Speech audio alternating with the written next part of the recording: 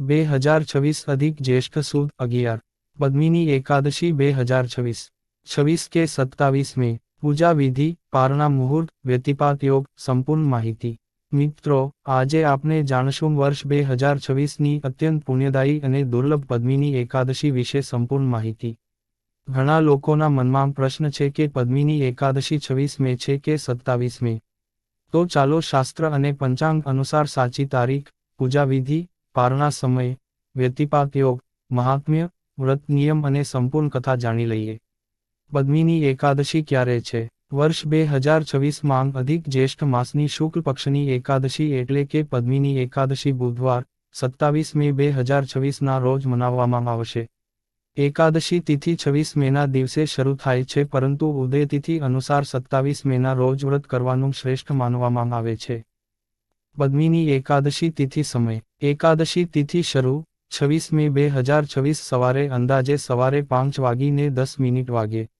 એકાદશી તિથિ સમાપ્ત 27 મે 2026 સવારે અંદાજે સવારે 6:21 વાગે। પારણા મુહૂર્ત 2026 પદ્મિની એકાદશીનું પારણું 28 મે 2026 ના રોજ કરવામાં આવશે।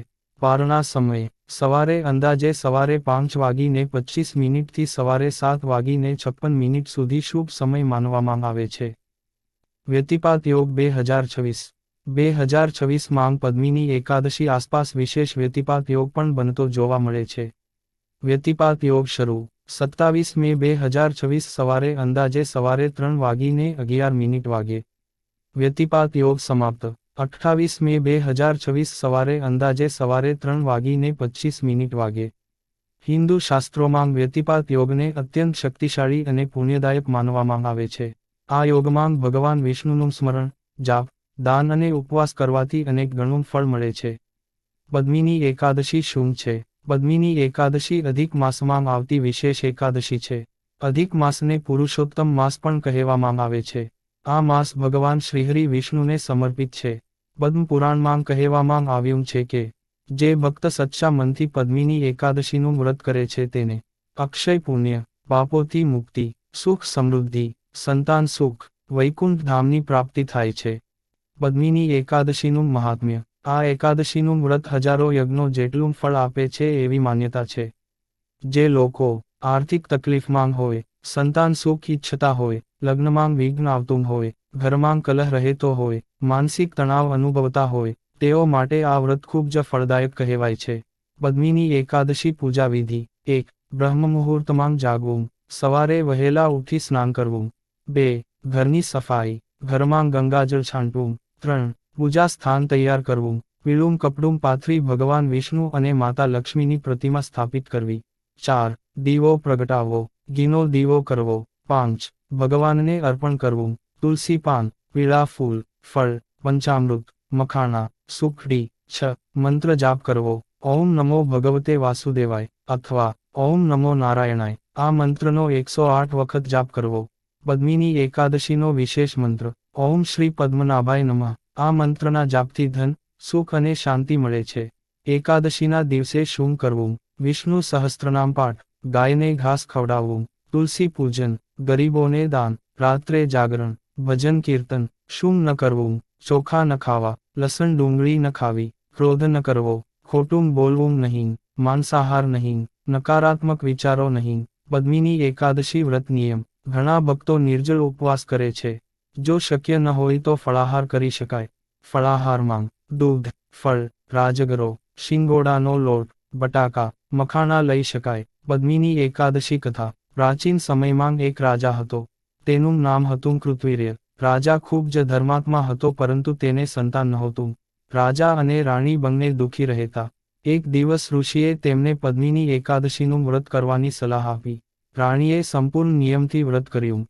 ભગવાન વિષ્ણુ પ્રસન્ન થયા અને તેમને તેજસ્વી પુત્રનો આશીર્વાદ આપ્યો। આ પુત્ર આગળ જઈ મહાન ચક્રવર્તી બન્યો। આથી માન્યતા છે કે પદ્મિની એકાદશી સંતાન પ્રાપ્તિ અને સુખ માટે અત્યંત શુભ છે। એકાદશીનું આધ્યાત્મિક રહસ્ય એકાદશી માત્ર ઉપવાસ નથી, આ મન, ઇન્દ્રિયો અને વિચારોને શુદ્ધ કરવાની તિથિ છે। શાસ્ત્રોમાં કહેવામાં આવ્યું છે કે એકાદશીના દિવસે શરીરમાં સાત્વિક ઉર્જા વધે છે અને ભગવાનનું સ્મરણ ઝડપથી ફળ આપે છે। વ્યતિપાત યોગમાં શું કરવું? વ્યતિપાત યોગ દરમિયાન નીચેના કાર્ય ખૂબ શુભ માનવામાં આવે છે. વિષ્ણુ જાપ, દાન, ગાયત્રી મંત્ર, હવન, તુલસી પૂજન, ગીતા પાઠ. દાનનું મહત્વ. પદ્મિની એકાદશી પર આ વસ્તુઓનું દાન શુભ માનવામાં આવે છે.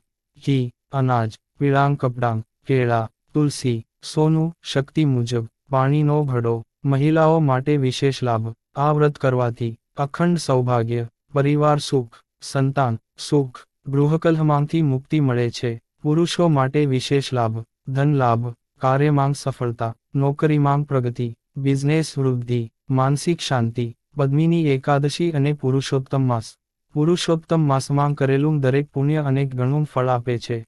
એટલે આ માસની પદ્મિની એકાદશી અત્યંત શક્તિશાળી માનવામાં આવે છે. રાત્રિ જાગરણનું મહત્વ. એકાદશીની રાત્રે ભજન કરવાથી વિશેષ પુણ્ય મળે છે.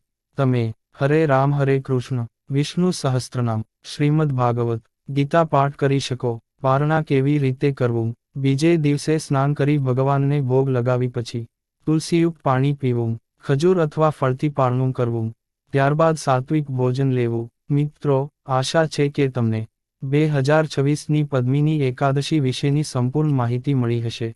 જો વિડિયો ગમ્યો હોય તો લાઈક કરો, કોમેન્ટમાં જય શ્રી હરિ લખો. ચેનલ સબસ્ક્રાઇબ કરવાનું ભૂલશો નહીં. ધન્યવાદ.